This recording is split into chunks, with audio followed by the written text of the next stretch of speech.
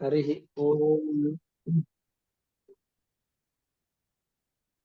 जन्माद्यस्य यतोऽन्वयादितरतश्चार्थेष्वभिज्ञस्वराट् तेने ब्रह्म हृदाय आदिकवये मुह्यन्ति यं सूरयः तेजो वारिमृदां यथा विनिमयो यत्र श्रीसर्गो मृषा धाम्ना स्वेन सदा निरस्तकुहकम् सत्यं परं धीमहि निगमकल्पतरोर्गलितं फलं शुकमुखादमृतद्रवसंयुतम् पिबत भागवतं रसमालयम् मुहुरहो रसिकाः भुवि भावुकाः दारिद्र्यदुःखज्वरदाहितानां मायापिशाची परिमर्दितानां संसारसिन्धौ परिपातितानां क्षेमाय वै भागवतं प्रगर्जति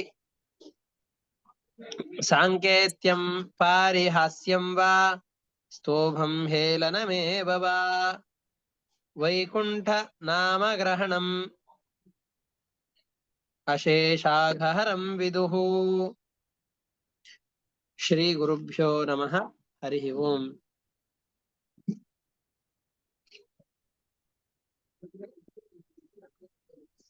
ಇಲ್ಲಿ ಮೊದಲಿಗೆ ಪರೀಕ್ಷಿತ್ ರಾಜ ಪ್ರಶ್ನೆ ಮಾಡ್ತಾ ಇದ್ದಾನೆ. ನಾವೆಲ್ಲ ವಿಷಯಗಳನ್ನು ಮರೆತು ಬಿಟ್ಟಿರ್ತೇವೆ. ಮೊನ್ನೆ ಪಾಠದಲ್ಲಿ ಒಬ್ರು ಕೇಳಿದ್ರು, ಸುಮಿತ್ರಮ್ಮ ಅವರು ಕೇಳಿದರು, ಈಗ ಹಿರಣ್ಯಕಶಿಪು ಹಿರಣ್ಯಾಕ್ಷ ಮೊದಲಿಗೆ ಹುಟ್ಟಿದ್ದು ಅಂತಾದ್ರೆ ಅವ್ರ ಕಥೆ ಬರೋದು ನಂತರದಲ್ಲಿ ಬರುವಂತಹ ಕಥೆಯನ್ನು ಮುಂಚೆ ಯಾಕೆ ಹೇಳ್ತಾ ಇದ್ದಾರೆ ಅಂತ ಪ್ರಶ್ನೆ.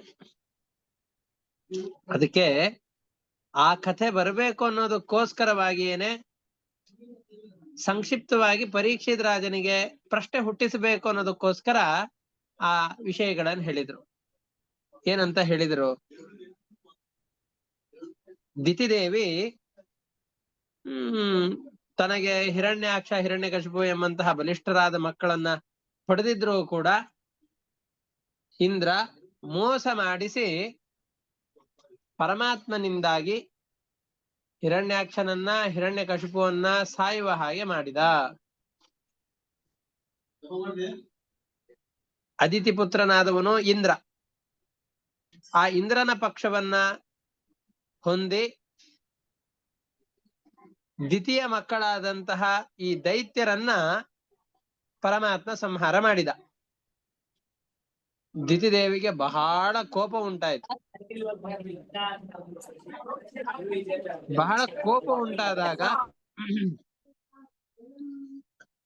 ಅವಳು ಈ ಇಂದ್ರನನ್ನೇ ಸಾಯಿಸುವಂತಹ ಮಗ ಬೇಕು ಅನ್ನುವ ಕಾರಣದಿಂದ ಪುಂಸವನ ವ್ರತವನ್ನ ಆಚರಣೆ ಮಾಡಿದಳು. ಅದರಿಂದ ಮರುದೇವತೆಗಳ ಹುಟ್ಟು ಹೇಗಾಯಿತು ಅಂತ ನಿರೂಪಣೆ ಮಾಡಿದ್ರು. ಇಂದ್ರ ಅವನನ್ನ ಕರೆದುಕೊಂಡು ಹೋದಂತಹ ಕಥೆಯನ್ನು ನಿರೂಪಣೆ ಮಾಡಿದ್ರು. ಇದನ್ನ ಕೇಳಿದ ತಕ್ಷಣ ಪರೀಕ್ಷಿತ್ ರಾಜನಿಗೆ ಒಂದು ಪ್ರಶ್ನೆ ಬರುತ್ತೆ.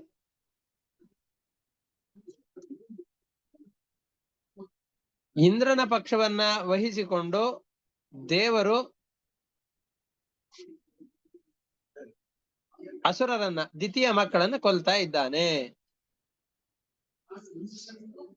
ಯಾಕೆ ಇಂದ್ರನ ಪಕ್ಷವನ್ನು ವಹಿಸಿಕೊಂಡ ದೇವರು? ಪರೀಕ್ಷಿತ್ ರಾಜನ ಪ್ರಶ್ನೆ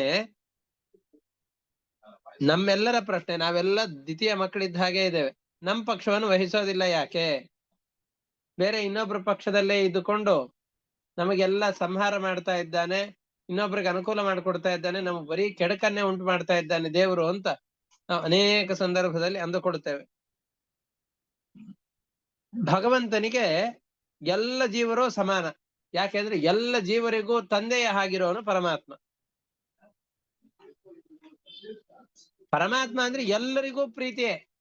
ಪರಮಾತ್ಮನನ್ನು ದ್ವೇಷ ಮಾಡೋರು ಯಾರಿದ್ದಾರೆ? ಹೀಗಿರ್ಬೇಕಾದ್ರೆ ನೋಡಿ, ಕಶ್ಯಪರು ಬ್ರಹ್ಮನ ಮಗ, ಪರಮಾತ್ಮನಿಗೆ ಮೊಮ್ಮಗರು ಕಶ್ಯಪರು. ತನ್ನ ಮೊಮ್ಮಗನ ಪತ್ನಿಯರು 13 ಜನವೋ 17 ಜನರೋ ಒಟ್ಟಿದ್ದಾರೆ. 13 + 4 ದಕ್ಷ ಪ್ರಜಾಪತಿಯ ಮಕ್ಕಳು, ಒಟ್ಟಾರೆ 17 ಜನ. ಅದರಲ್ಲಿ ಅದಿತಿಯು ಕಶ್ಯಪನ ಹೆಂಡತಿ, ದಿತಿಯು ಕೂಡ ಕಶ್ಯಪನ ಹೆಂಡತಿ. ಇಬ್ಬರೂ ಕಶ್ಯಪನ ಹೆಂಡತಿಯೇ ಆದಾಗ ತನ್ನ ಮೊಮ್ಮಕ್ಕಳ ಒಬ್ಬರ ಹೆಂಡತಿಯ ಮಕ್ಕಳಲ್ಲಿ ಪರಮಾತ್ಮನಿಗೆ ಪ್ರೀತಿ, ಇನ್ನೊಬ್ಬರ ಹೆಂಡತಿಯರ ಮಕ್ಕಳಲ್ಲಿ ದ್ವೇಷ. ಯಾಕೆ ಈ ರೀತಿಯಾಗಿ?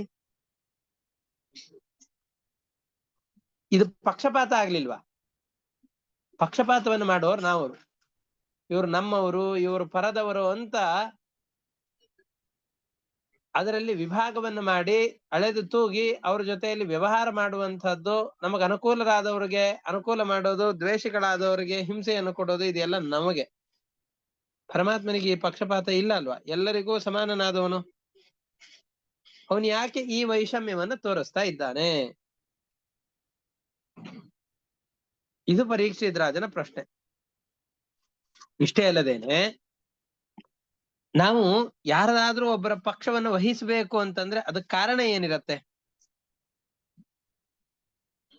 ಇವರ ಪಕ್ಷದಲ್ಲಿ ಇದ್ವಿ ಅಂತಂದ್ರೆ, ಇವರ ಪಕ್ಷದಿಂದ ನಾನೇನಾದ್ರೂ ಚುನಾವಣೆಗೆ ನಿಂತೆ ಅಂತಂದ್ರೆ, ಗೆದ್ರೆ ನನಗೆ ಮಂತ್ರಿ ಪದವಿ ಸಿಗಬಹುದು,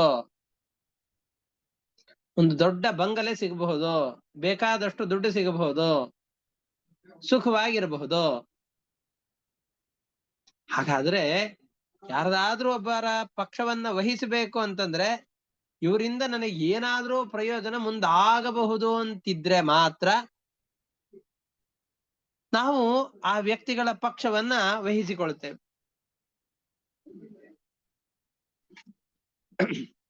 ಹೀಗೆ ಪರಮಾತ್ಮನಿಗೆ ಏನಾದ್ರೂ ಪ್ರಯೋಜನ ಉಂಟೆ? ಇಲ್ಲ. ಯಾಕೆ ಅಂತಂದ್ರೆ ಅವನು ಪಡೆಯಬೇಕಾದ ಎಲ್ಲವನ್ನು ಪಡೆದಾಗಿದೆ, ಪೂರ್ಣಾನಂದ ಸ್ವರೂಪ ಅವನು. ಹೀಗಿದ್ದಾಗ ಯಾವುದರಿಂದಲೂ ಪ್ರಯೋಜನ ಇಲ್ಲದೇನೆ, ಯಾವ ಲಾಭವೂ ಇಲ್ಲದೇನೆ ಅವನು ಯಾಕೆ ಮಾಡ್ತಾ ಇದ್ದಾನೆ? ಒಬ್ಬರ ಪಕ್ಷವನ್ನು ಯಾಕೆ ವಹಿಸ್ತಾ ಇದ್ದಾನೆ? ಅಥವಾ ದೈತ್ಯರಿಂದ ಅವನಿಗೇನೋ ಬಹಳ ಟೆನ್ಷನ್ ಇದೆ, ಅವರನ್ನ ಹಾಗೆ ಬದುಕಲಿಕ್ಕೆ ಬಿಟ್ಬಿಟ್ಟ ಅಂತಂದು ಹೇಳಿದರೆ ತನಗೆ ಮುಂದೆ ಏನಾದ್ರೂ ಒಂದು ದಿವಸ ಅಪಾಯ ಆಗಬಹುದು, ತನ್ನ ಸ್ಥಾನಕ್ಕೆ ಕುತ್ತು ಬಂದ್ಬಿಡಬಹುದು ಅನ್ನುವ ಕಾರಣದಿಂದ ಅವರನ್ನೇನಾದ್ರೂ ದ್ವೇಷ ಮಾಡಿ ಅವರನ್ನ ಕೊಲ್ತಾ ಇದ್ದಾನೋ? ಆ ಥರನೂ ಹೇಳಿಕ್ ಬರೋದಿಲ್ಲ. ಯಾಕೆ ಅಂತಂದ್ರೆ ಯಾವ ಅಸುರರಿಂದಲೂ ಕೂಡ ಇವನಿಗೆ ಭಯ ಇಲ್ಲ, ಪೂರ್ಣ ಶಕ್ತಿಯುಳ್ಳವನಾಗಿದ್ದಾನೆ. ಅದರಿಂದ ಇನ್ನೊಬ್ಬರಿಂದ ನನಗೇನಾದ್ರೂ ಕೆಡಕಾಗಬಹುದು ಅಂತ ಅಂದುಕೊಂಡು ಅವರಲ್ಲಿ ದ್ವೇಷ ಮಾಡುವ ಹಾಗೂ ಇಲ್ಲ. ದೇವತೆಗಳ ಪಕ್ಷವನ್ನ ವಹಿಸಿಕೊಂಡ್ರೆ ಅದರಿಂದ ಆಗುವಂತಹ ಪ್ರಯೋಜನ ಮೊದಲಿಗೆ ಸಿಗದೇ ಇರುವ ಯಾವುದೋ ಒಂದು ಪ್ರಯೋಜನ ವಿಶೇಷ ಸಿಗತ್ತೆ ಅಂತ ಇಲ್ಲ.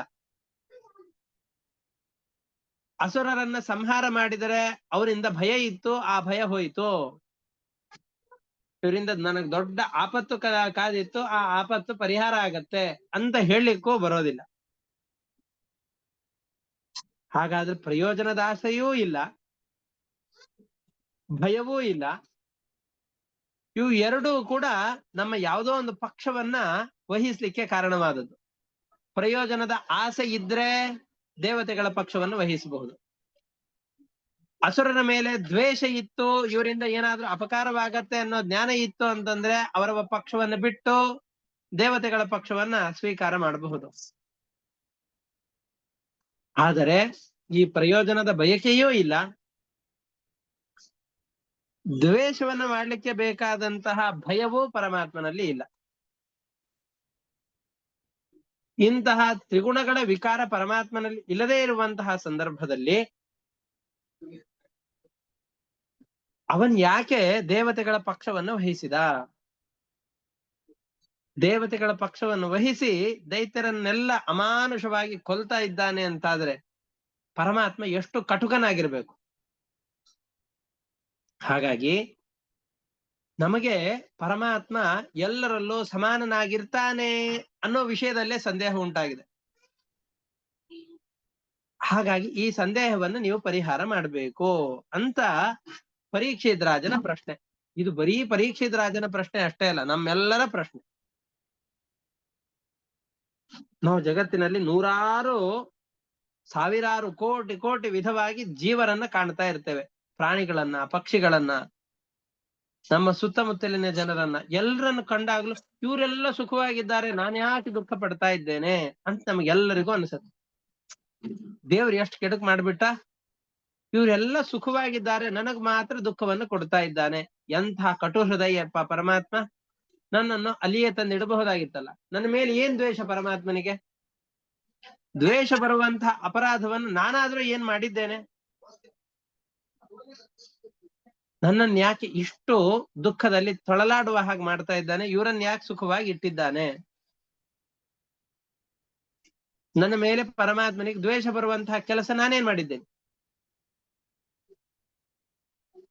ಅಥವಾ ಯಾರನ್ನ ಸುಖವಾಗಿ ಇಟ್ಟಿದ್ದಾನೋ ಅವರಿಂದ ಪರಮಾತ್ಮನಿಗೆ ಏನು ಪ್ರಯೋಜನ ಇದೆ? ಏನು ಪ್ರಯೋಜನ ಇಲ್ಲ. ನಾನು ಅವರನ್ನು ಏನು ದ್ವೇಷವೂ ಮಾಡಿಲ್ಲ. ಹೀಗಿದ್ದಾಗ ಪರಮಾತ್ಮ ಅವರನ್ನು ಸುಖವಾಗಿ ಇಡ್ತಾ ಇದ್ದಾನೆ, ನಮ್ಮನ್ನ ಹಣಿತಾ ಇದ್ದಾನೆ ಯಾಕೆ ಅಂತ ನಮಗೆ ಯೋಚನೆಗಳು ಬರುತ್ತೆ. ನಮ್ಮೆಲ್ಲರ ಯೋಚನೆಯನ್ನ ಸಂಕ್ಷಿಪ್ತವಾಗಿ ಆ ಪರೀಕ್ಷಿತ್ ರಾಜ ಪ್ರಶ್ನೆ ಮಾಡ್ತಾ ಇದ್ದಾನೆ. ಇವನಿಗೆ ಯಾಕೆ ಸುಖ, ನಮಗ ಮಾತ್ರ ಯಾಕೆ ದುಃಖ ಅಂತ. ಆ ಮಾತುಗಳನ್ನ ಪರೀಕ್ಷಿತ್ ರಾಜನ ಮಾತುಗಳಲ್ಲಿ ಏನೇ ಕೇಳ್ತಾ ಹೋಗೋಣ. ರಾಜೋವಾಚ ಸಮಃ ಪ್ರಿಯ ಸುಹೃತ್ ಬ್ರಹ್ಮನ್ ಭೂತಾನಾಂ ಭಗವಾನ್ ಸ್ವಯಂ ಇಂದ್ರಸ್ಯಾರ್ಥೆ ಕಥಂ ದೈತ್ಯಾನ್ ಅವಧೀತ್ ವಿಷಮೋ ಯಥಾ. ಪರಮಾತ್ಮ ಎಲ್ಲರಿಗೂ ಸಮಾನವಾದಂತಹ ಜೀವನವನ್ನು ಕೊಡುವವನು. ಯಾರಿಂದಲೂ ಪರಮಾತ್ಮನಿಗೆ ಆಗಬೇಕಾದ ಉಪಕಾರ ಇಲ್ಲ. ಎಲ್ಲರನ್ನು ಸಮಾನವಾದಂತಹ ದೃಷ್ಟಿಯಿಂದ ಕಾಣುವಂಥವನವನು. ಅಷ್ಟೇ ಅಲ್ಲ, ಪ್ರಿಯ, ಎಲ್ಲರಲ್ಲೂ ಸಮಾನರಾಗಿದ್ರು ಯಾರೋ ಒಬ್ಬರಲ್ಲಿ ಪ್ರೀತಿಯನ್ನು ಹೆಚ್ಚಿಗೆ ಮಾಡ್ಲಿಕ್ಕೋಸ್ಕರ ಏನಾದ್ರೂ ವಿಶೇಷ ಗುಣಗಳಿದೆಯಾ? ಅದೂ ಇಲ್ಲ. ಎಲ್ಲರಲ್ಲೂ ಪರಮಾತ್ಮನಿಗೆ ಪ್ರೀತಿಯೇ ಇದೆ. ಪರಮಾತ್ಮನಿಗೂ ಎಲ್ಲರ ಮೇಲೆ ಪ್ರೀತಿ ಇದೆ. ಯಾಕೆ ಅಂತಂದ್ರೆ ಎಲ್ಲರೂ ಪರಮಾತ್ಮನ ಮಕ್ಕಳೇ. ನಮ್ದೆಲ್ಲ ಮಾತುಗಳು ಇದೇ ತರ ಇರುತ್ತಲ್ಲ. ಎಲ್ಲರೂ ಪರಮಾತ್ಮನ ಮಕ್ಕಳೇ, ಪರಮಾತ್ಮನಿಂದಲೇ ಸೃಷ್ಟಿಸಲ್ಪಟ್ಟಿದ್ದೇವೆ ಅಂತಂದ್ರೆ ಒಬ್ಬೊಬ್ರಿಗೆ ಒಂದೊಂದ್ ತರ ಯಾಕೆ ಅಂತ. ಪ್ರಿಯ ಅಷ್ಟೇ ಅಲ್ಲ, ಸುಹೃತ್, ಎಲ್ಲರಿಗೂ ಸ್ನೇಹಿತನೂ ಆಗಿದ್ದಾನೆ ಪರಮಾತ್ಮ. ಅದರಲ್ಲೂ ಸುಹೃತ್ ಅನ್ನೋ ಶಬ್ದವನ್ನು ಪ್ರಯೋಗ ಮಾಡ್ತಾ ಇದ್ದಾರೆ. ಸುಹೃತ್ ಅಂತಂದ್ ಹೇಳಿದ್ರೆ ಸಂಸ್ಕೃತದಲ್ಲಿ ಈ ಶಬ್ದವನ್ನು ಯಾರಿಗೆ ಪ್ರಯೋಗ ಮಾಡ್ತಾರೆ ಅಂತಂದ್ರೆ, ಸ್ನೇಹಿತ ಅನ್ನೋದು ಸಾಮಾನ್ಯವಾದ ಅರ್ಥ. ಆದ್ರೆ ಪ್ರತ್ಯುಪಕಾರದ ಬಯಕೆ ಇಲ್ಲದೇನೆ ಯಾರು ಸ್ನೇಹಿತನಾಗಿರ್ತಾನೋ ಅವನನ್ನ ಸುಹೃತ್ ಅಂತ ಕರೀತಾರೆ. ನಾವು ಮಾಡಿದರೆ ಏನೋ ಒಂದು ಉಪಕಾರ, ಇವನಿಗೆ ಏನೋ ಇವತ್ತು ಸಹಾಯ ಮಾಡಿದರೆ ನಾಳೆ ಇವನಿಂದ ನನಗೇನೋ ಸಿಗತ್ತೆ ಅನ್ನುವ ಪ್ರತಿಫಲದ ಬಯಕೆ ಇಲ್ಲದೇನೆ ಯಾರು ಸಹಾಯವನ್ನ ಮಾಡ್ತಾ ಇರ್ತಾರೋ ಅವರನ್ನ ಸುಹೃತ್ ಎಂಬುದಾಗಿ ಕರೀತಾರೆ. ಹಾಗಾದ್ರೆ ಪರಮಾತ್ಮನನ್ನ ಸುಹೃತ್, ಪರಮಾತ್ಮನಿಗೆ ಉಪಕಾರ, ಅವರನ್ನ ಸ್ನೇಹಿತರು. ಆದ್ರೆ ಸುಹೃತ್ ಅಂತಂದ್ರೆ ಪ್ರತಿಫಲದ ಬಯಕೆ ಇಲ್ಲದೇನೆ ಸ್ನೇಹಿತರಾದವರು ಯಾರಿರ್ತಾರೋ ಅವರು ಸುಹೃತ್. ಪರಮಾತ್ಮನಿಗೆ ಅಂತಹ ಸುಹೃತ್ವ ಇದೆ. ಎಲ್ಲರಲ್ಲೂ ಕೂಡ ಪರಮಾತ್ಮ ಸ್ನೇಹ ಭಾವದಿಂದ ಇರ್ತಾನೆ. ಇಂತಹ ಆ ಪರಮಾತ್ಮ ಇಂದ್ರಸ್ಯಾರ್ಥೆ ಕಥಂ ದೈತ್ಯಾನ್ ಅವಧೀತು ವಿಷಮೋ ಯಥಾ. ಕಟುಕನ ಹಾಗೆ ಇಂದ್ರ ಬಂದು ಪ್ರಾರ್ಥನೆ ಮಾಡಿದನಂತೆ, ಅದಕ್ಕೋಸ್ಕರ ದೈತ್ಯರೆಲ್ಲರನ್ನೂ ಕೂಡ ಕೊಂದುಬಿಟ್ಟ. ಹೇಗೆ ಸರಿ ಇದು? ಇಂದ್ರ ಹೇಗೆ ಕಶ್ಯಪರ ಹೆಂಡತಿಯಲ್ಲಿ ಹುಟ್ಟಿದವನೋ ಅದೇ ರೀತಿಯಾಗಿ ಹಿರಣ್ಯಾಕ್ಷ ಹಿರಣ್ಯಕಶಿಪುಗಳು ಕೂಡ ಕಶ್ಯಪ ಋಷಿಗಳ ಹೆಂಡತಿಯಲ್ಲೇ ಹುಟ್ಟಿದವರು. ತಾಯಿಗಳು ಮಾತ್ರ ಬೇರೆ ಅಷ್ಟೇ. ಇಬ್ಬರು ತನ್ನ ಮೊಮ್ಮಕ್ಕಳ ಮಕ್ಕಳೇ, ತನ್ನ ಮರಿ ಮೊಮ್ಮಕ್ಕಳೇ. ಎಲ್ರು ದೈತ್ಯರು ಅಷ್ಟೇ, ದೇವತೆಗಳು ಅಷ್ಟೇ, ಎಲ್ಲರೂ ತನ್ನ ಮರಿ ಮೊಮ್ಮಕ್ಕಳೇ ಅಂತಾದಾಗ ಒಬ್ಬರಲ್ಲಿ ಪ್ರೀತಿ ಮಾಡ್ತಾ ಇದ್ದಾನೆ, ಇನ್ನೊಂದಕ್ಕೆ ದ್ವೇಷ ಯಾಕೆ? ಇನ್ನೊಬ್ಬರನ್ನು ಕೊಲ್ತಾ ಇದ್ದಾನೆ ಯಾಕೆ? ಇಂದ್ರ ಬಂದ್ ಕರೆದ ಅಂತೆ, ಈ ಮೊಮ್ಮಗ ಬಹಳ ತಾನು ಹೇಳಿದ ಅಜ್ಜ ಹೇಳಿದ ಕೆಲಸಗಳೆಲ್ಲವನ್ನು ಮಾಡ್ತಾನೆ ಅನ್ನೋದಕ್ಕೋಸ್ಕರ ಇವನಿಗೆಲ್ಲ ಚೆನ್ನಾಗಿರೋ ಚಾಕ್ಲೇಟು ಬಿಸ್ಕೆಟು ಒಳ್ಳೆ ಡ್ರೆಸ್ ಇವುಗಳನ್ನು ಕೊಡಿಸ್ಬಿಟ್ಟು ಇನ್ನೊಬ್ಬನಿಗೆ ಏನು ಇಲ್ದೇನೆ ಹಾಗೆ ತಿರುಗಾಡಿಸ್ತಾರೇನು ಅಜ್ಜಂದ್ರು? ಆ ತರ ಮಾಡೋದಿಲ್ಲ, ಎಲ್ಲರಿಗೂ ಒಂದೇ ರೀತಿಯಾಗಿ ಮಾಡ್ತಾರೆ. ಹಾಗಿದ್ದಾಗ ಪರಮಾತ್ಮ ಕಟುಕನ ಹಾಗೆ, ಪಕ್ಷಪಾತಿಯ ಹಾಗೆ ಇಂದ್ರನ ಪಕ್ಷವನ್ನು ವಹಿಸಿ ದೈತ್ಯರನ್ನು ಯಾಕೆ ಕೊಂದ? ಯಾಕೆ? ಯಾರಾದ್ರೂ ಒಂದು ಪಕ್ಷವನ್ನು ವಹಿಸ್ಲಿಕ್ಕೆ ಬೇಕಾದ ಕಾರಣಗಳು ಎರಡು. ನಹ್ಯಸ್ಯಾರ್ಥ ಸುರಗಣೈ ಸಾಕ್ಷಾತ್ ನಿಶ್ರೇಯಸಾತ್ಮನಃ ನೈವಾ ಸುರೇಭ್ಯೋ ವಿದ್ವೇಷೋ ನೋದ್ವೇಗಶ್ಚಾಗುಣಸ್ಯ ಹಿ. ಪರಮಾತ್ಮನಿಗೆ ಈ ದೈತ್ಯರ ಪಕ್ಷವನ್ನ ಸಂಹಾರ ಮಾಡ್ಲಿಲ್ಲ ಅಂತಂದ್ರೆ, ದೈತ್ಯರನ್ನ ಸಂಹಾರ ಮಾಡ್ಲಿಲ್ಲ ಅಂತಂದ್ರೆ ಅವರಿಂದ ಬಹಳ ಭಯ ಇದೆ, ತನ್ನ ಸ್ಥಾನಕ್ಕೇನೋ ಕಂಟಕ ಇದೆ. ಈ ರಾಜಕಾರಣಿಗಳಲ್ಲಿ ಯಾರೋ ಒಬ್ಬರಿಂದ ತಮಗೆ ಆಪತ್ತಿದೆ ಅಂತಂದ್ರೆ ಅವ್ರು ತಮ್ಮ ಜೊತೆಯಲ್ಲಿ ಆತ್ಮೀಯರಾಗಿದ್ದಾಗ ಅವ್ರದ್ದು ಅನೇಕ ಗುಟ್ಟುಗಳೆಲ್ಲ ಇರುತ್ತಲ್ಲ, ಅದನ್ನ ರೆಕಾರ್ಡ್ ಮಾಡ್ಕೊಂಡು ಸಿಡಿಗಳಲ್ಲಿ ಅದನ್ನೆಲ್ಲ ರೆಕಾರ್ಡ್ ಮಾಡ್ಕೊಂಡು ಇಟ್ಕೊಂಡಿರ್ತಾರೆ. ಅವ್ರು ಯಾವಾಗ ತಮ್ಮ ವಿರುದ್ಧವಾಗಿ ಹೋಗ್ತಾರೋ ಮೀಡಿಯಾಗಳಲ್ಲಿ ಅದನ್ನ ತಂದು ಬಿಟ್ಬಿಡ್ತಾರೆ. ಹಾಗೆ ಪರಮಾತ್ಮನದ್ದು ಕೂಡ ಏನೋ ಲೂಪ್ ಹೋಲ್ಗಳಿವೆ, ಅದ್ ಎಲ್ಲ ದೈತ್ಯರಿಗೆ ಗೊತ್ತಾಗಿ ಹೋಗ್ಬಿಟ್ರೆ ಪರಮಾತ್ಮನ ಸ್ಥಾನಕ್ಕೆ ಕುತ್ತು ಬಂದ್ಬಿಡತ್ತೆ ಅಂತೇನಾದ್ರೂ ಇದೆಯಾ? ಹಾಗೇನೂ ಇಲ್ಲ. ಪರಮಾತ್ಮ ಸರ್ವಸಮರ್ಥ, ಯಾರಿಂದಲೂ ಕೂಡ ಆಪತ್ತಿಲ್ಲದೆ ಇರುವವನು. ಆಯ್ತು, ದೇವತೆಗಳ ಪಕ್ಷವನ್ನು ವಹಿಸಿದರೆ ಒಬ್ಬವನಿಗೆ ಕಾಂಗ್ರೆಸ್ನವರು ಅಷ್ಟೇ, ಬಿಜೆಪಿಯವರು ಅಷ್ಟೇ, ಆದ್ರೆ ಯಾವ್ದೋ ಒಂದು ಪಕ್ಷಕ್ಕೆ ಒಲವಿರುತ್ತೆ. ಯಾಕೆ ಈ ಪಕ್ಷದಲ್ಲಿ ಹೋದ್ರೆ ಅವನಿಗೆ ಕನ್ಫರ್ಮ್ ಆಗಿ ಮಂತ್ರಿ ಸೀಟನ್ನು ಕೊಟ್ಟೆ ಕೊಡ್ತಾರೆ ಅಂತಿರತ್ತೆ. ಹಾಗೆ ಪರಮಾತ್ಮ ದೇವತೆಗಳ ಪಕ್ಷವನ್ನು ವಹಿಸಿದ ಅಂತಾದ್ರೆ ಅವನಿಗೆ ಏನಾದ್ರೂ ವಿಶೇಷ ಲಾಭವಾಗತ್ತೇನೋ? ಹಾಗಾದ್ರೆ ಪರಮಾತ್ಮನಿಗೆ ಈ ಪಕ್ಷವನ್ನು ಸೇರಿದ್ರೆ ವಿಶೇಷ ಲಾಭ ಇಲ್ಲ ಅಂತ ಹೇಳ್ತೀರಿ, ಇನ್ನೊಂದು ಪಕ್ಷದಲ್ಲಿದ್ರೆ ಅವನಿಗೆ ನಷ್ಟವೂ ಇಲ್ಲ ಅಂತ ಹೇಳ್ತಾ ಇದ್ದೀರಿ. ಹಾಗೆ ಒಂದು ಪಕ್ಷದಲ್ಲಿ ಸೇರಿದಾಗ ಲಾಭವೂ ಇಲ್ಲ, ಇನ್ನೊಂದು ಪಕ್ಷವನ್ನ ನಾಶ ಮಾಡ್ಲಿಲ್ಲ ಅಂತಂದ್ರೆ ಅವನಿಗೇನು ಅವನತಿಯೂ ಇಲ್ಲ, ಯಾರಿಂದಲೋ ಭಯವೂ ಇಲ್ಲ. ಅಂತಾದಾಗ ಪರಮಾತ್ಮ ಯಾರಲ್ಲಿ ಈ ಪಕ್ಷಪಾತವನ್ನು ಮಾಡ್ತಾ ಇದ್ದಾನೆ? ಯಾಕಾಗಿ ಪಕ್ಷಪಾತವನ್ನು ಮಾಡ್ತಾ ಇದ್ದಾನೆ? ನೈವಾ ಸುರೇಭ್ಯೋ ವಿದ್ವೇಷೋ ನೋದ್ವೇಗ ಚ ಅಗುಣಸ್ಯ ಹಿ. ಅಗುಣ ಅವನು, ಪ್ರಕೃತಿಯ ಬಂಧಕ್ಕೆ ಒಳಗಾಗದೇ ಇರುವಂತಹ ಆ ಪರಮಾತ್ಮನಿಗೆ ಯಾರಿಂದಲೂ ಕೂಡ ದೋಷ ಇಲ್ಲ, ತೊಂದರೆ ಇಲ್ಲ ಅಂತಾದಾಗ ಆ ಪರಮಾತ್ಮ ಯಾವುದಕ್ಕೋಸ್ಕರವಾಗಿ ಒಬ್ಬರ ಪಕ್ಷವನ್ನು ವಹಿಸಿ ಪಕ್ಷಪಾತಿಯಾಗಿ ಇದ್ದಾನೆ ಅಂತ ಪ್ರಶ್ನೆ ಮಾಡಿದರೆ ಅದನ್ನೇ ಮುಗಿಸ್ತಾ ಇದ್ದಾನೆ. ಇತಿ ನಸ್ಸು ಮಹಾಭಾಗ ನಾರಾಯಣ ಗುಣನ್ ಪ್ರತಿ ಸಂಶಯ ಸುಮಹಾನ್ ಜಾತಃ ಸಂಭವಾನ್ಶ್ಚೇತ್ತುಮರ್ಹಸಿ. ಈಗ ದಿತಿ ತನ್ನ ಮಕ್ಕಳನ್ನ ಇಂದ್ರ ಪರಮಾತ್ಮನನ್ನ ಒಲಿಸಿಕೊಂಡು ಕೊಲ್ಲಿಸಿದ. ಅದಕ್ಕೋಸ್ಕರ ದಿತಿ ಪುಂಸವನ ವ್ರತವನ್ನ ಆಚರಿಸಿ ಇಂದ್ರನನ್ನ ಕೊಲ್ಲುವ ಮಗನನ್ನ ಪಡೆಯಬೇಕು ಅಂತ ಹೊರಟಾಗ ಮರುತ್ತುಗಳ ಕಥೆಯೆಲ್ಲ ಬಂತು. ಈ ಕಥೆಯನ್ನ ಕೇಳಿದ ಕ್ಷಣದಲ್ಲಿ ನನಗೆ ಈ ಪ್ರಶ್ನೆ ಹುಟ್ಟಿದೆ, ಪರಮಾತ್ಮನಿಗೆ ಗುಣಗಳಿದೆ ಅಂತ ಹೇಳ್ತೇವೆ, ಆದ್ರೆ ಪರಮಾತ್ಮ ಪಕ್ಷಪಾತಿಯ ಹಾಗೆ ಯಾಕೆ ಮಾಡ್ತಾ ಇದ್ದಾನೆ? ಬಹಳ ಸಂದೇಹ. ಎಲ್ಲರಲ್ಲೂ ಸಮಾನವಾಗಿರ್ತಾನೆ ಅಂತ ಹೇಳಿದ್ರಿ, ಒಬ್ಬರಿಗೆ ಕೈಕಾಲುಗಳು ಸರಿ ಇರೋದಿಲ್ಲ, ಒಬ್ಬರಿಗೆ ಕಣ್ಣೇ ಇರೋದಿಲ್ಲ, ಒಬ್ಬರಿಗೆ ಅಂಗಗಳ ವೈಕಲ್ಯ ಇರುತ್ತೆ. ಕೆಲವೊಂದಿಷ್ಟು ವ್ಯಕ್ತಿಗಳನ್ನು ನೋಡ್ಕೊಂಡು ಹೇಳ್ತಾ ಇರ್ತೇವೆ, ಯಾಕಾದ್ರೂ ಪರಮಾತ್ಮ ಇವರನ್ನು ಬದುಕಿಸಿದ್ದಾನೋ, ಬೇಗ ಕರೆದುಕೊಂಡು ಬಿಡಬಾರ್ದ? ಅಷ್ಟು ದುಃಖವನ್ನು ಅನುಭವಿಸ್ತಾ ಇದ್ದಾನೆ. ಪರಮಾತ್ಮನಿಗೆ ಎಷ್ಟು ಕಟು ಹೃದಯ ಇರಬೇಕು, ಈ ವ್ಯಕ್ತಿಗಳಿಗೆ ಎಷ್ಟು ಸುಖವನ್ನು ಕೊಡ್ತಾ ಇದ್ದಾನೆ. ಇನ್ನೊಬ್ಬ ಎಷ್ಟು ಪಾಪ ಕೆಲಸಗಳನ್ನು ಮಾಡ್ತಾ ಇದ್ದಾನೆ, ಆದ್ರೆ ಅವನಿಗೇನು ಇಲ್ಲ, ತುಂಬಾ ಸುಖವಾಗಿದ್ದಾನೆ. ಪರಮಾತ್ಮ ಎಷ್ಟು ಕಟು ಹೃದಯಿ. ಕೆಟ್ಟದನ್ನು ಮಾಡಿದವರು ಸುಖವಾಗಿದ್ದಾರೆ, ಒಳ್ಳೆ ಕೆಲಸ ಮಾಡ್ಕೊಂಡಿದ್ದವರು ಬಹಳ ಕಷ್ಟ ಪಡ್ತಾ ಇದ್ದಾರೆ. ಯಾಕೆ ಈ ರೀತಿಯಾಗಿ ಪರಮಾತ್ಮ ಒಬ್ಬೊಬ್ಬರಿಗೆ ಒಂದು ತರ ಯಾಕೆ ಮಾಡ್ತಾ ಇದ್ದಾನೆ? ಹಾಗಾದ್ರೆ ನಾವು ಕೂಡ ಪರಮಾತ್ಮನನ್ನು ಮರೆತು ಮೋಸದ ದಾರಿಯನ್ನು ಹಿಡಿದು ಬಿಡೋಣವೇ ಅಂತ ನಮ್ಮೆಲ್ಲರಿಗೂ ಅನ್ನಿಸುವ ಪ್ರಶ್ನೆಯನ್ನ ಪರೀಕ್ಷಿತ ರಾಜ ತಾನು ಮಾಡಿಕೊಂಡು ಅದಕ್ಕೆ ಉತ್ತರವನ್ನ ಶುಕಾಚಾರ್ಯರ ಬಳಿಯಲ್ಲಿ ಕೇಳ್ತಾ ಇದ್ದಾನೆ. ಅದ್ಭುತವಾದ ಪ್ರಶ್ನೆಗಳು. ಅದಕ್ಕೆ ಶುಕಾಚಾರ್ಯ ಹೇಳ್ತಾ ಇದ್ದಾರೆ, ನಾವಾದ್ರೆ ಏನ್ ಇದೆಲ್ಲ ದೇವ್ರ ಕೆಲಸ, ಇದು ದೇವ್ರ ಕೆಲಸ, ಅದನ್ನೆಲ್ಲ ನಾವ್ ಹಾಕಿ ಪ್ರಶ್ನೆ ಕೇಳಬಾರ್ದು, ಬಾಯಿ ಮುಚ್ಕೊಂಡಿರ್ಬೇಕಷ್ಟೆ. ದೇವ್ರ ಏನ್ ಮಾಡಿಸ್ತಾನೋ ಅದನ್ನೆಲ್ಲ ಸರಿಯಾಗಿ ಮಾಡಿಸಿರ್ತಾನೆ, ನಮಗೆಲ್ಲ ಗೊತ್ತಾಗಲ್ಲ, ಬಾಯಿ ಮುಚ್ಕೊಂಡಿರೋ ಅಂತ ನಾವ್ ಹೇಳ್ಬಿಡ್ತಾ ಇದ್ವಿ. ನಮ್ಮನ್ನ ಕೇಳಿದವ್ರಿಗೆ ನಾವ್ ಹೀಗೇ ಹೇಳೋದು. ಅಥವಾ ಹೌದಲ್ಲ, ಪರಮಾತ್ಮನಲ್ಲೂ ಕೂಡ ಕಟು ಹೃದಯ ಇರಬಹುದೋ ಏನೋ. ಅವನು ಪಕ್ಷಪಾತಿಯಾಗಿದ್ದಾನೋ ಏನೋ, ಡಿಸ್ಕ್ರಿಮಿನೇಷನ್ ಮಾಡ್ತಾನೋ ಏನೋ ಅಂತ ನಮಗೂ ಕೂಡ ಮನಸ್ಸಿನಲ್ಲಿ ಹೌದಲ್ಲ ಅಂತ ಕೆಲವೊಮ್ಮೆ ಅನ್ನಿಸಿ ಬಿಡತ್ತೆ. ನಮ್ ಜೀವನದಲ್ಲಿ ಬೇಕಾದಷ್ಟು ಬಾರಿ ಈ ತರದ ಭಾವನೆಗಳು ಬಂದಿರ್ಲಿಕ್ಕೂ ಸಾಕು. ಅದಕ್ಕೆ ಶುಕಾಚಾರ್ಯರು ಇವನ ಪ್ರಶ್ನೆಗಳನ್ನ ಕೇಳಿದ ತಕ್ಷಣ ನೀ ತಿನ್ನೋ ಚಿಕ್ಕವನು, ಸಾಯೋ ಪರಿಸ್ಥಿತಿಯಲ್ಲಿದ್ದಿ ನೀನು, ಇನ್ 7 ದಿವಸಕ್ಕೆ ಸಾಯ್ತಿ, ಪರಮಾತ್ಮನ ಬಗ್ಗೆ ಈ ತರ ಪ್ರಶ್ನೆ ಎಲ್ಲ ಕೇಳ್ತೀಯ ಅಂತ ಬೈದು ಕೂಡಿಸ್ತಿಲ್ಲ. ಅವ್ರು ಹೇಳ್ತಾ ಇದ್ದಾರೆ, ಎಂಥ ಒಳ್ಳೆ ಪ್ರಶ್ನೆಯನ್ನು ಕೇಳಿದ್ಯಪ್ಪ.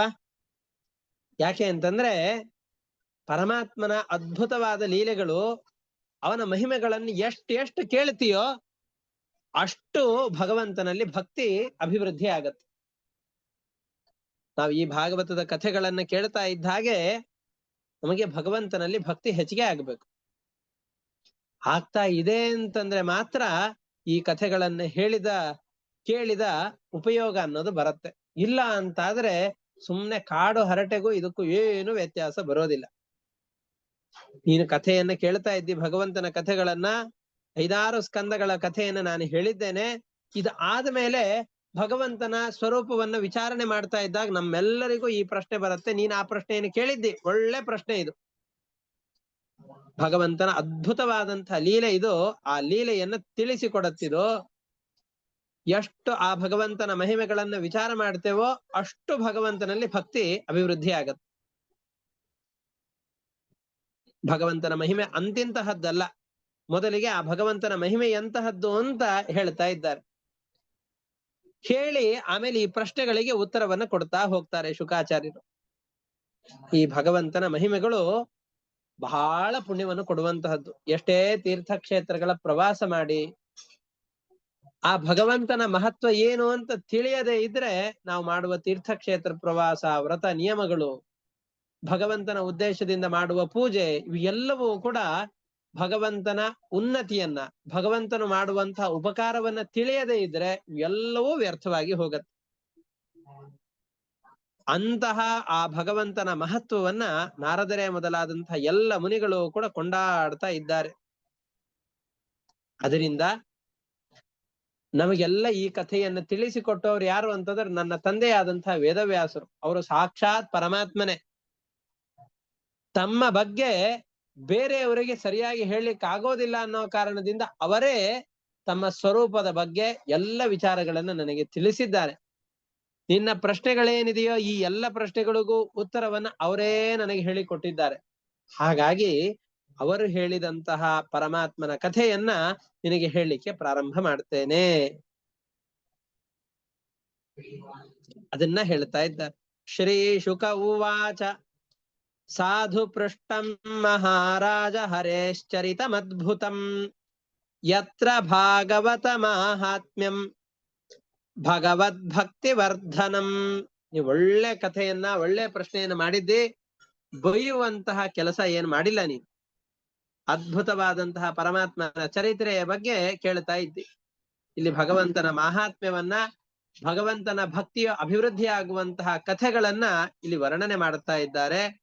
ಅಂತಹ ಕಥೆಗಳನ್ನ ನೀನು ಕೇಳ್ತಾ ಇದ್ದಿ.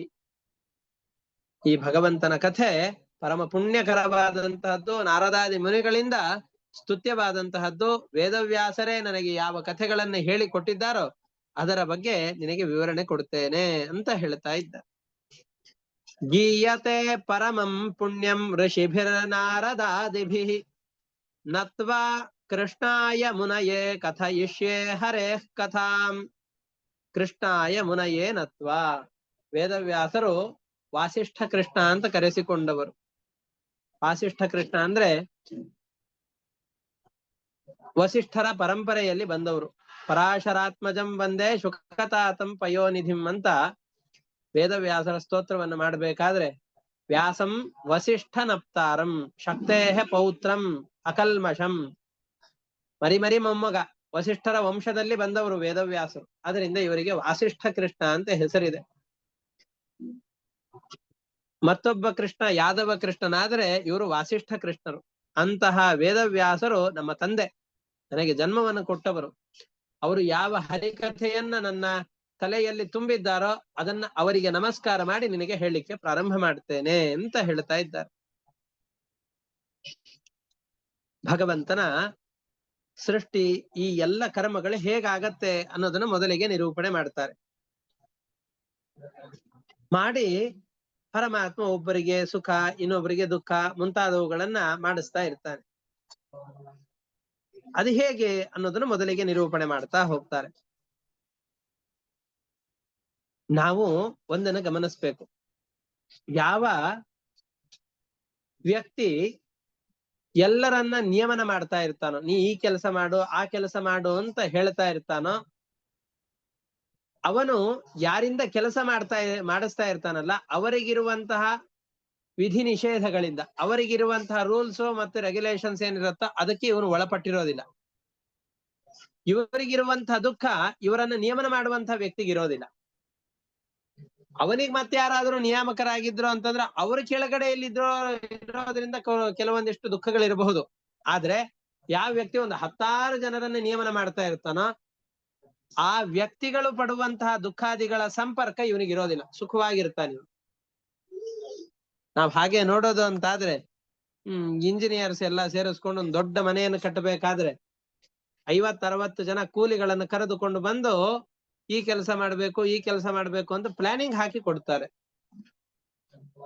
ಎಲ್ರೂ ಕೆಲಸವನ್ನು ಮಾಡ್ತಾ ಇರ್ತಾನೆ, ಇವನು AC ರೂಮ್ ಅಲ್ಲೇ ಕೂತಿರ್ತಾನೆ. ಇವನಿಗೆ ಬೇರೆ ಟೆನ್ಷನ್ಗಳಿರತ್ತೆ, ಇರಲ್ಲ ಅಂತ ನಾ ಹೇಳ್ತಾ ಇಲ್ಲ. ಆದ್ರೆ ಅವ್ರು ಬಿಸಿಲಿನಲ್ಲಿ ಆ ಮಣ್ಣನ್ನು ಹೊತ್ತು ಹಾಕೋದು, ಭೂಮಿಯನ್ನು ಅಗಿಯೋದು, ಸಿಮೆಂಟ್ ಅದು ಇದು ಎಲ್ಲ ಕಲಸೋದು, ಆ ಇಟ್ಟಿಗೆಯನ್ನು ಇಟ್ಟು ಮನೆಯನ್ನು ಕಟ್ಟೋದು, ಆ ಆಯಾಸ ಎಲ್ಲ ಇವನಿಗಿರೋದಿಲ್ಲ. ಸಾಮಾನ್ಯ ವ್ಯಕ್ತಿಗಳಲ್ಲೇ ಈ ರೀತಿ ಅಂತಂದ್ರೆ ಇಡೀ ಜಗತ್ತನ್ನ ಸೃಷ್ಟಿ ಮಾಡುವಂತಹ ಆ ಪರಮಾತ್ಮ ಯಾರಿದ್ದಾನೋ ಅವನಿಗೆ ಯಾವ ಆಯಾಸವೂ ಇಲ್ಲ, ಸ್ವತಂತ್ರನಾಗಿದ್ದಾನೆ.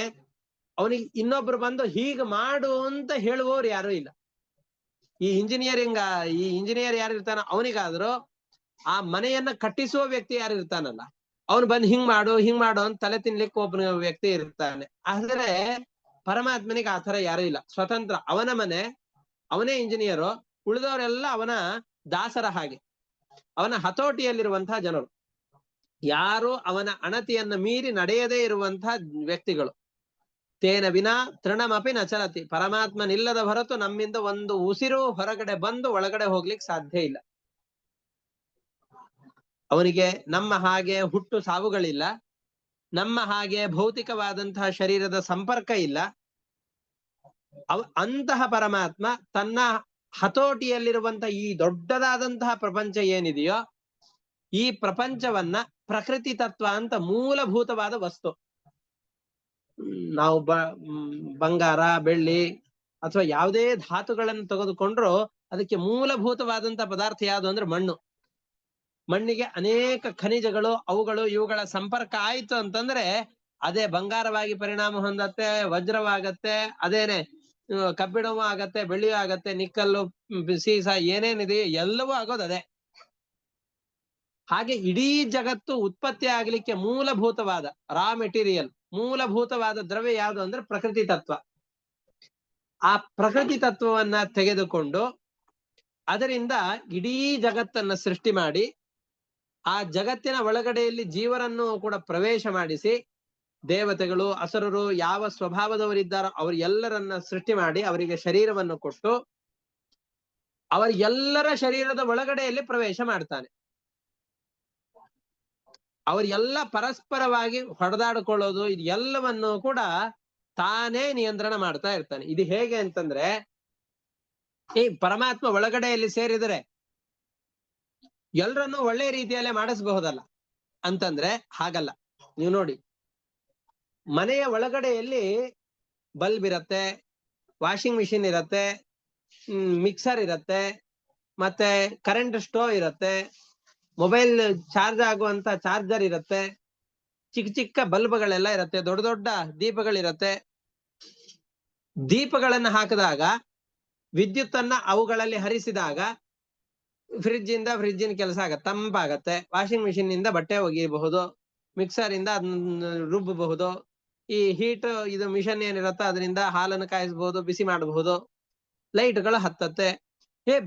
ಈ ವಿದ್ಯುತ್ ಹರಿತಾ ಇದೆ ಅಲ್ಲ, ಈ ವಿದ್ಯುತ್ ಈ ಲೈಟ್ ನಿಂದ ಬಟ್ಟೆ ಒಗೆಯೋ ಹಾಗೆ ಯಾಕೆ ಮಾಡೋದಿಲ್ಲ? ಈ ವಾಷಿಂಗ್ ಮಿಷಿನ್ ನಿಂದ ತಂಪಾಗಿರೋ ಪದಾರ್ಥಗಳನ್ನ ತಂಪಾಗಿ ಯಾಕೆ ಇಡೋದಿಲ್ಲ? ಈ ಮಿಕ್ಸರ್ ಇಂದ ಈ ಬಟ್ಟೆಯನ್ನು ಯಾಕೆ ಒಗಿಲಿಕ್ಕೆ ಆಗೋದಿಲ್ಲ? ಮಿಕ್ಸರ್ ಅಲ್ಲಿ ಬಿಸಿ ಮಾಡ್ಲಿಕ್ಕೆ ಯಾಕೆ ಬರೋದಿಲ್ಲ? ಈ ಹೀಟ್ ಮಾಡುವಂತ ಮಿಷಿನ್ ನಿಂದ ಆ ಹಿಟ್ಟನ್ನು ರುಬ್ಲಿಕ್ಕೆ ಯಾಕೆ ಬರೋದಿಲ್ಲ ಅಂತ ನಾವು ಕೇಳ್ತೇವಾ? ಇಲ್ಲ.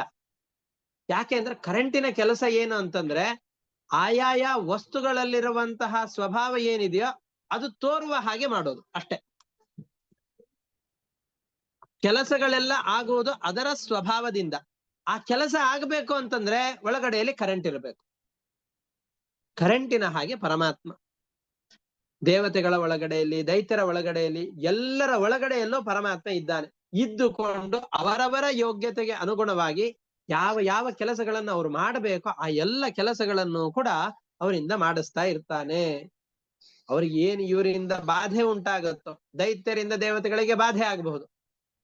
ಬಾಧೆಯನ್ನ ಅನುಭವಿಸುವವರು ಕೆಲವೊಂದಿಷ್ಟು ಜನ, ದುಃಖವನ್ನು ಅನುಭವಿಸುವವರು ಕೆಲವೊಂದಿಷ್ಟು ಜನ, ದುಃಖವನ್ನು ಕೊಡುವವರು ಒಂದಿಷ್ಟು ಜನ ಅಂತ ಏನಿದೆಯೋ ಇದು ಎಲ್ಲವನ್ನು ಒಳಗಡೆಯಿಂದ ನಿಂತುಕೊಂಡು ನಿಯಂತ್ರಣ ಮಾಡುವ ವ್ಯಕ್ತಿ ಪರಮಾತ್ಮನೆ. ವಿದ್ಯುತ್ತು ಆ ಪ್ರತಿಯೊಂದು ಯಂತ್ರಗಳ ಒಳಗಡೆಯಲ್ಲಿ ನಿಂತುಕೊಂಡು ಆಯಾಯ ಕೆಲಸವನ್ನು ನಿಯಂತ್ರಣ ಮಾಡುವಂತೆ ಪರಮಾತ್ಮನು ಎಲ್ಲರ ಒಳಗಡೆಯಲ್ಲಿ ನಿಂತುಕೊಂಡು ನಿಯಂತ್ರಣ ಮಾಡ್ತಾ ಇರ್ತಾನೆ.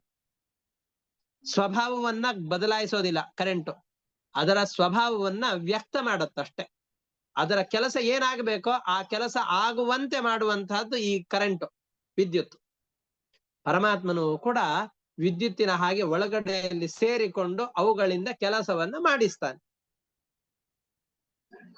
ಇನ್ನು ಮುಂದೆ ಅನೇಕ ವಿಷಯಗಳನ್ನ ನಿರೂಪಣೆ ಮಾಡ್ತಾ ಹೋಗ್ತಾರೆ. ಅದನ್ನ ಮತ್ತೆ ಮುಂದಿನ ಪಾಠದಲ್ಲಿ ನೋಡೋಣ. ಯಾಕೆಂದ್ರೆ ಒಂದೊಂದು ಶ್ಲೋಕಗಳು ಕೂಡ ಬಹಳ ವಿಸ್ತಾರವಾದ ಅರ್ಥವನ್ನ ಹೇಳೋದ್ರಿಂದ ಅವುಗಳನ್ನ ಮತ್ತೆ ನಿಧಾನವಾಗಿ ಮುಂದಿನ ಪಾಠದಲ್ಲಿ ನೋಡೋಣ ಅಂತ ಹೇಳ್ತಾ ಇವತ್ತಿನ ಪಾಠವನ್ನ ಇಷ್ಟಕ್ಕೆ ಮುಕ್ತಾಯ ಮಾಡ್ತಾ ಇದ್ದೇನೆ. ಹರಯೇ ನಮಃ.